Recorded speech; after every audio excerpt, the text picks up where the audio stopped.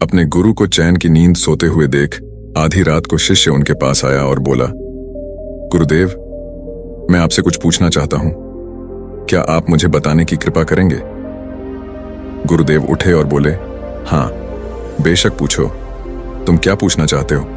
मैं देख रहा हूं कि तुम कुछ दिनों से काफी परेशान से लग रहे हो।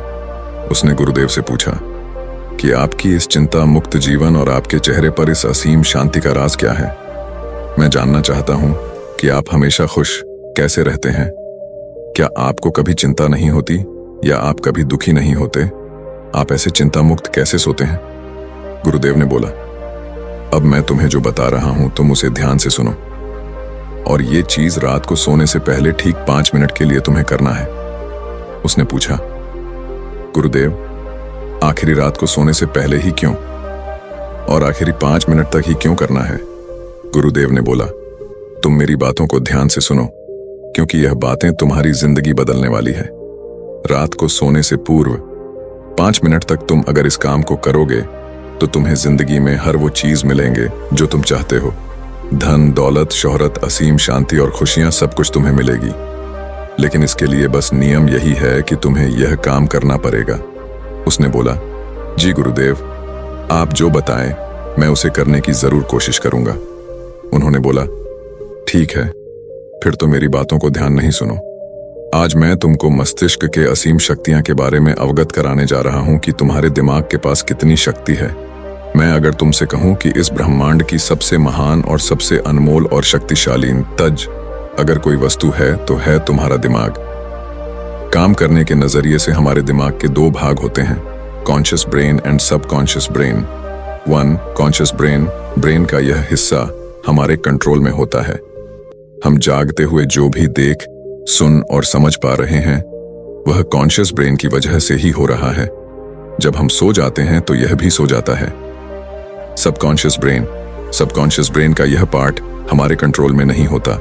जब हम सो जाते हैं यह तब भी जगता है। सपने आदि इसी की वजह से आते हैं। चेतन मन और अवचेतन मन को एक उदाहरण द्वारा समझा जा सकता है। जब भी कोई व्यक्ति पहली बार साइकिल चलाना सीख रहा होता है तो उसे साइकिल को ध्यानपूर्वक नियंत्रित करना होता है। शुरुआत में वह संतुलन नहीं बना पाता और थोड़ा डरा हुआ भी रहता है।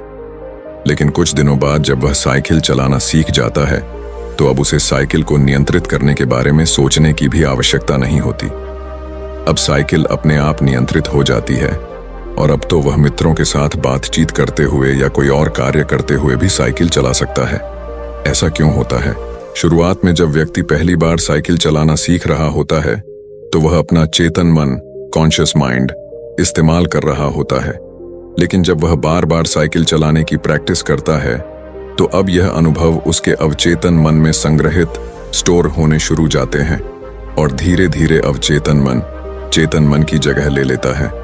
हमारा अवचेतन मन एक ऑटो पायलट सिस्टम की तरह है जो अपने आप स्वचालित तरीके से कार्य करता है। सभी स्वचालित कार्यों जैसे सांस लेना, दिल धड़कना आदि कार्य अवचेतन मन के द्वारा ही किए जाते हैं। हमारी आदतें एवं रोजमर्रा के सभी कार्यों में अवचेतन मन का महत्वपूर्ण योगदान होता है। हमारे हर एक विचार का हमारे अवचेतन मन पर महत्वपूर्ण प्रभाव पड़ता है। या ये कह सकते हैं कि हम जो कुछ भी सोचते हैं या करते हैं उससे हमारे अवचेतन मन की प्रोग्रामिंग होती जाती है और फिर बाद में धीरे धीरे अवचेतन मन उस कार्य को नियंत्रित करने लगता है। हमारी आदतों और धारणाओं का निर्माण भी ऐसे ही होता है और बाद में वह आदत स्वचालित रूप से अवचेतन मन के द्वारा नियंत्रित होती है। यह हम पर निर्भर करता है कि हम अपने अवचेतन मन की प्रोग्रामिंग कैसे करते हैं। एक बार प्रोग्रामिंग हो जाने के बाद अवचेतन मन उसी के अनुसार कार्य करने लगता है। चाहे वह कार्य गलत हो या सही, चेतन मन, कॉन्शियस माइंड को विचारों का चौकीदार या गेटकीपर भी कहा जा सकता है। दरअसल हमारा हर विचार एक बीज की तरह है और हमारा अवचेतन मन एक बगीचे की तरह है। हमारा चेतन मन यह निर्णय करता है कि अवचेतन मन में कौन सा बीज बोना है और कौन सा नहीं। हम कभी कभी अनजाने में अपने अवचेतन मन की गलत प्रोग्रामिंग कर देते हैं। जैसे अगर मैं यह सोचता हूं, आज मैं यह काम कल करूंगा, तो यह छोटा सा विचार धीरे धीरे मेरे कार्य को कल पर टालने की आदत बन सकता है। इतना सब सुनकर उसने गुरुजी से पूछा, लेकिन इसका नींद सी से क्या तात्पर्य है? और सोने से पहले 5 मिनट तक हमें क्या करना है और चिंता मुक्त जीवन का रहस्य क्या है, आप वो हमें बताइए। गुरुदेव ने बोला, हर चीज को सीखने की जल्दी अक्सर इंसान को गलत जानकारी देती है। वो गलत जानकारी किसी काम के नहीं होती, इसीलिए सब्र और धैर्य के साथ बातों को सुनने की आदत डालो। गुरुदेव ने बोला, क्या तुमको पता है कि चेतन मस्तिष्क हमारे ब्रेन पावर का सिर्फ 5% इस्तेमाल करता है। यही दूसरी तरफ आपकी फीलिंग, हैप्पी, बिलीव, सिस्टम, यादें, अनुभव और भी बहुत सारी चीज जो स्वतः चलती है, जैसे सांस लेना, देखना, पल के झुकना, हृदय की धड़कन महसूस करना, ये सभी चीज आपका सबकॉन्शियस मन कंट्रोल करता है। ये आपकी ब्रेन पावर का 95% इस्तेमाल करता है। आपके अवचेतन मस्तिष्क की प्रोसेसिंग पावर लगभग 40 मिलियन बिट्स पर सेकंड होता है, यानी कि सबकॉन्शियस मन से लाखों गुना ज्यादा है। सबकॉन्शियस मन के पास इतनी क्षमता है कि ब्रह्मांड की अनंत संभावनाओं को बड़ी आसानी से सच कर सकता है। जिंदगी में एक बात हमेशा याद रखो, तुम जो भी हो, जैसे भी हो, तो अपनी सोच की वजह से हो। तुम अपने दिमाग को जैसी बातें बताते हो, जैसी चीजें दिखाते हो और जैसी बातें सोचते हो, वैसे तुम बन जाते हो और वैसे ही तुम्हारी जिंदगी होती है। और इन्हीं वजहों से सुख, दुख और तुम्हारे मन का सुकून, शांति, सब कुछ मिलता है और सब कुछ खो भी जाता है। इसीलिए खुद को सही दिशा देना जरूरी है। क्या तुमने कभी ऐसा अनुभव किया है कि जब तुम सोते हो तब तुम ऐसे घटना के बारे में सपना देखते हो जिससे आप सोने से चंद मिनट पहले सोचा था या बोला, देखा या सुना होगा? अगर आपके साथ ऐसा कुछ अनुभव हुआ है? उसने बोला, हाँ गुरुजी। उन्होंने बोला, सोने से पहले जब हम आधा सोए आधा जागे हुए अवस्था में होते हैं तब हम तैयार होते हैं अपने सबकॉन्शियस मन में उन विचारों को डालने के लिए जिसे हम अपने जीवन में प्रदर्शित करना चाहते हैं। तब तुम जो भी सोचोगे, जो भी मन में विचार लाओगे और जिन विचारों के साथ तुम रात को सोने की कोशिश करोगे, वो सारी चीजें को तुम्हारा दिमाग, तुम्हारा सपना, तुम्हारा बन साकार करने की कोशिश करेगा।